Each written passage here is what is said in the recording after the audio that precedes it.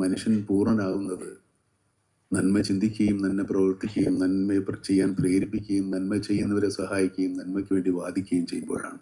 തിന്മയെ എതിർക്കുമ്പോൾ ആണ് മനുഷ്യൻ്റെ ജീവിതം പൂർണ്ണമാകുന്നത്. ചെറിയ ചെറിയ കാര്യങ്ങൾക്ക് പോലും നമ്മൾ അങ്ങോട്ടും ഇങ്ങോട്ടും വെറുക്കാറുണ്ട്, പിണങ്ങാറുണ്ട്, ദേഷ്യപ്പെടാറുണ്ട്, വൈരാഗ്യം വയ്ക്കാറുണ്ട്. നമ്മുടെ ജീവിതത്തിൻ്റെ ദൈർഘ്യം ആലോചിച്ചാൽ ഇതൊന്നും നമ്മൾ ചെയ്യില്ല. പക്ഷേ മനുഷ്യൻ അങ്ങനെയാണ്.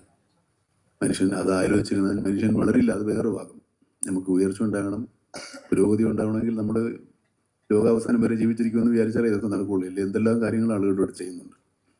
അപ്പോൾ ഇത് നമ്മുടെ കയ്യിൽ തന്നെ എന്നും ഉണ്ടാകുമെന്ന് വിചാരിച്ചിട്ടാണ്. അങ്ങനെ എല്ലാം നമുക്ക് തന്നെ ബോധ്യമുണ്ട്. പക്ഷേ എന്നാലും അങ്ങനെ ഒരു പ്രതീക്ഷയാണ് മനുഷ്യനെ ഇതൊക്കെ ചെയ്യാൻ പ്രേരിപ്പിക്കുന്നത്. പിന്നെ ഇതൊരു പരലോക ജീവിതം ഉണ്ടാകുമെന്ന് വിചാരിച്ച് നമ്മൾ ഒരുപാട് നല്ല കാര്യങ്ങൾ ചെയ്യാറുണ്ട്. ഉണ്ടാവുമെന്ന് വിചാരിക്കുക. അതിലാണ് ഇതൊക്കെ ഉൾപ്പെട്ടിട്ടുള്ളത്. ഈശ്വര വിശ്വാസം പോലും പരലോക ജീവിതം ഉണ്ടെന്ന് വിചാരിക്കുമ്പോൾ മാത്രമാണ് ഈശ്വര വിശ്വാസം ഉണ്ടാകുന്നത്.